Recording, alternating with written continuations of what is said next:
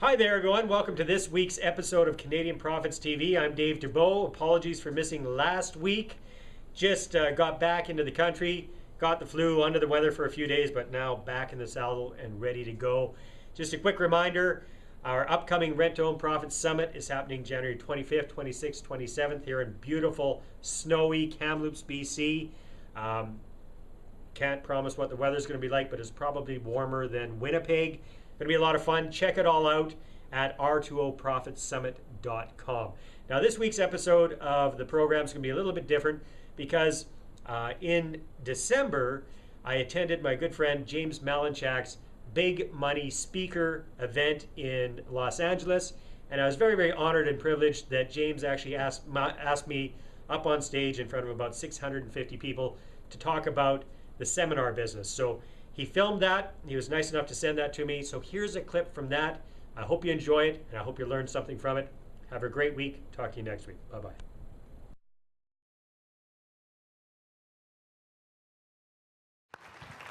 And we got my friend Dave Dubeau. Is it That's on? on. That's okay. on. You want to explain who you are? Very good. Well, first of all, James, thank you very much for inviting me up here. And everybody, just take a look. I suggest we all give James a huge round of applause. This is a phenomenal event. Have you learned something? Thank you. Thank you very much. Nice. Thank you. Very nice. Thank you. So my name is Dave Dubeau, CanadianProfitsTV.com. Thanks for that. CanadianProfitsTV.com. With an S. Profits with an S. Profits with an S, yes. Basically, I'm from Canada, if you can't tell from the accent.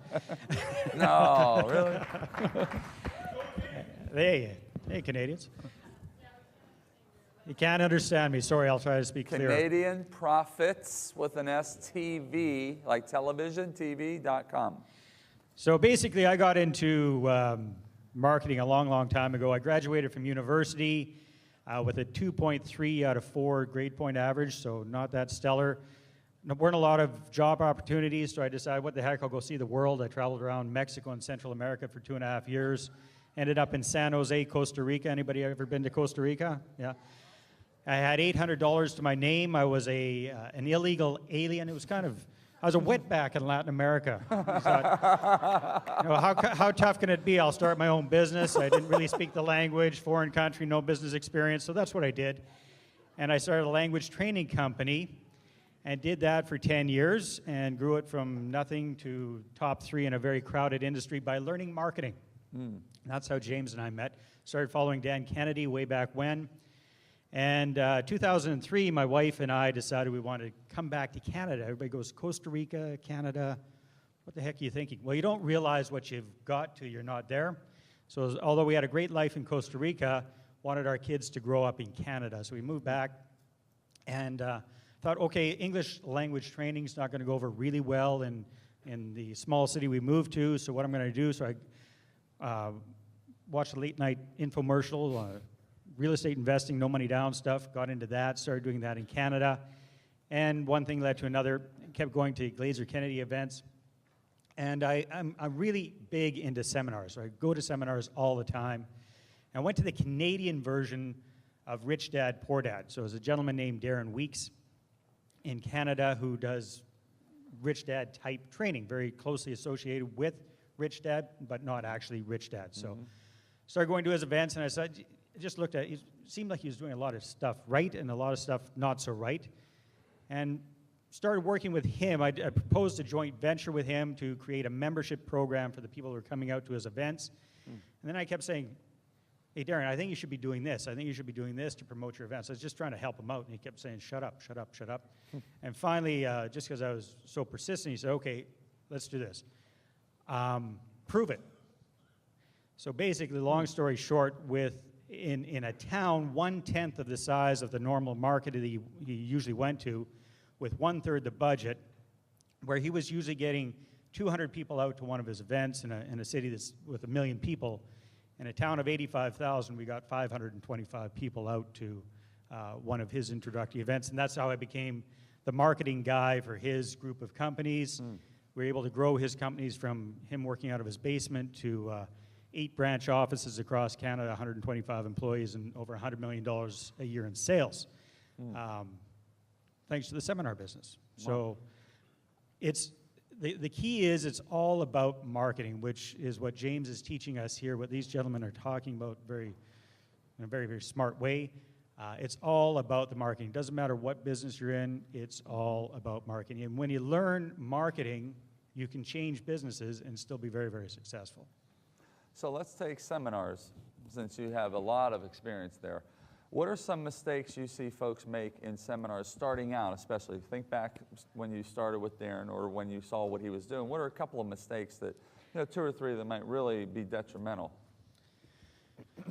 Well, mistakes, I think mistakes are doing what everybody else is doing and assuming you're going to get the same kind of results necessarily. So it's finding something unique. So the unique thing I guess I did was we went from focusing on big cities to focusing on small cities that don't get the speakers out to them.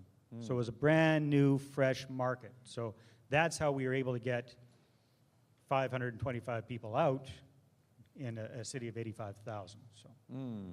Okay, so then what did they just pay a registration fee? Did they have a registration fee plus coaching? No, it was these were free events, free introductory events. So you did the old free event model. Correct, and I think the free event model is still a very good model. How did you get folks to follow through and attend the free events? Because they had no skin in the game. So did you do any stick campaigns, any kind of continuous mailings, or certain gifts they got when they showed up? Well, again, that's another advantage of going to a different market that's not accustomed to events as much.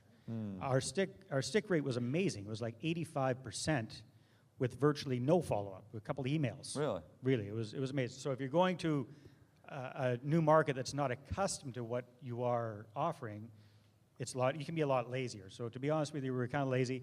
As things progressed, then we got more effective on it. What works best now is actually phone call follow-ups, phone call confirmations, reminders, live person on the phone. Almost not like just the dental office calling you. Exactly. Reminds you of your appointment. Exactly. And a free bribe to get them there, and another better bribe to get them to bring their spouse or a guest. So what would be kind of like a good ethical bribe? Is it a book? Like A book.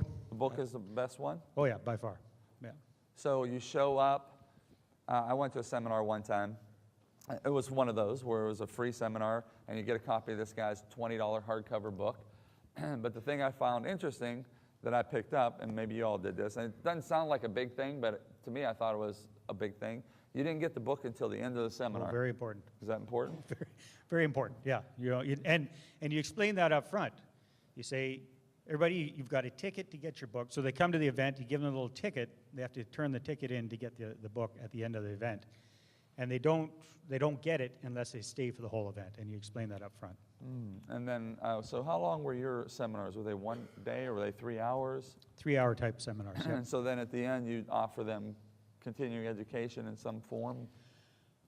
Well, the original guy that I was working with? No, actually he was actually offering investment opportunities. So it was a beautiful thing. He wasn't actually selling anything at the end of the event.